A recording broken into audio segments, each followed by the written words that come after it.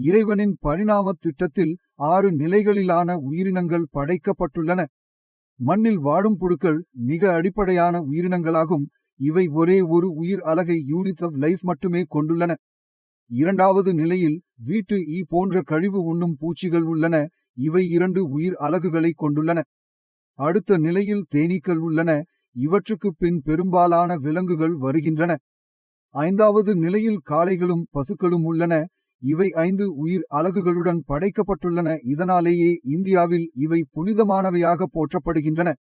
6வது மற்றும் மிக உயர்ந்த உயிரின வடிவம் மனிதனாகும். 6 உயிர் அலகுகளை கொண்டுள்ள மனிதன் இவ்வுலகிலேயே மிக உயர்ந்த விழிப்புணர்வையும் அறிவை பெறும் ஆற்றலையும் வரமாக பெற்றுள்ளான். எனவே மனிதனாக பிறப்பதே நமக்கு கிடைக்கக்கூடிய மிகச்சிறந்த வரம் என்று சுவாமிஜி வலியுறுத்துகிறார். ஆகையால் நாம் வாழ்வில் எத்தகைய நிலையில் இருந்தாலும் மனித பிறவி எனும் இந்த வாய்ப்புக்காக நாம் என்றும் நன்றியுணர்வுடன் இருக்க வேண்டும். மனிதர்களாகிய நம்மை மற்ற உயிரினங்களிலிருந்து தனித்து காட்டுவது நாம் பெறும் அறிவை முறையாக பயன்படுத்தும் திறனே ஆகும். தாங்கள் கற்றறிந்த அறிவை மற்றவர்களின் நன்மைக்காக பயன்படுத்துபவர்கள் இறைவனுக்கு இணையானவர்கள் என்று சுவாமிஜி கருதுகிறார். மாறாக பொறாமை காரணமாக மற்றவர்களை அழிக்க தங்கள் திறன்களை தவறாக பயன்படுத்துபவர்கள் மிக தாழ்ந்த உயிரினங்களை விடவும் கீழானவர்கள் ஆவர். ஏனெனில் இறைவனின் படைப்பில் உள்ள வேறு எந்த உயிரினமும் பொறாமை கொண்டு மற்றொரு உயிரினத்தை கெடுப்பதில்லை.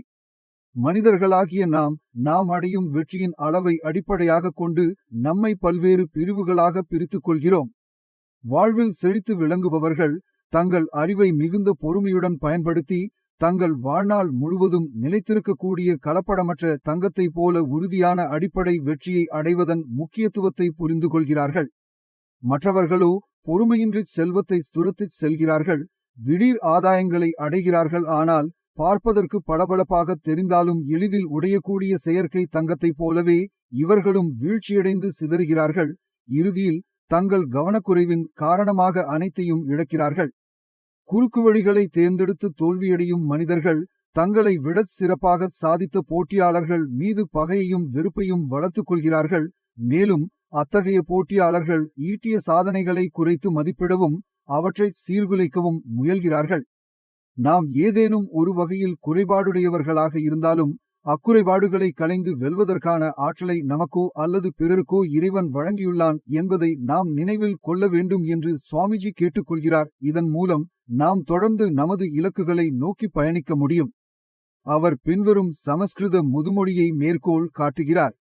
தேவதையால் ஆகாதது ஏதுமில்லை, முயற்சி மெர்ச்சிதுன் மைவர்த்த குளிதரம். இதன் பொருள், ஒரு மனிதன் கால் இல்லாமல் பிறந்தாலும் அவனுக்கு ஏறக்குறைய இணையான ஒரு செயற்கை உறுப்பை உருவாக்கும் அறிவை ஒரு மருத்துவருக்கு கடவுள் வழங்கியுள்ளார். அதனால் அந்த குறைபாட்டை சமாளிக்க முடியும். ஆகவே நாம் அனைவரும் ஒன்றிணைந்து செயல்பட்டால் எந்த ஒரு சவாலையும் வெல்லும் ஆற்றல் மனிதகுலத்திற்கு உண்டு. நம்மைவிட வெற்றி பெற்றவர்களை நீரில் பதுங்கிச் செல்லும் முதலையைப் போல வஞ்சகத்தின் மூலம் குறைத்து மதிப்பிடுவது நீண்ட காலப்போக்கில் நமது முன்னேற்றத்திற்கான ஆற்றலை குறைத்துவிடும். எனவே கடவுளின் படைப்பில் மிக உயர்ந்த மிகவும் பரிணாம வளர்ச்சியடைந்த உயிரினங்களான மனிதர்களாகிய நம்மையும் ஒருவரையொருவரையும் நாம் மதிக்க வேண்டும் என்றும், குறிப்பாக நம்மிடையே உள்ள மிகவும் திறமையான, கருணையுள்ள மற்றும் சாதனையாளர்களுக்கு மரியாதை கொடுக்க வேண்டும் என்றும் சுவாமிஜி போதிக்கிறார். ஏனெனில் அவர்களின் வெற்றியே இறுதியில் நமது ரட்சிப்பு.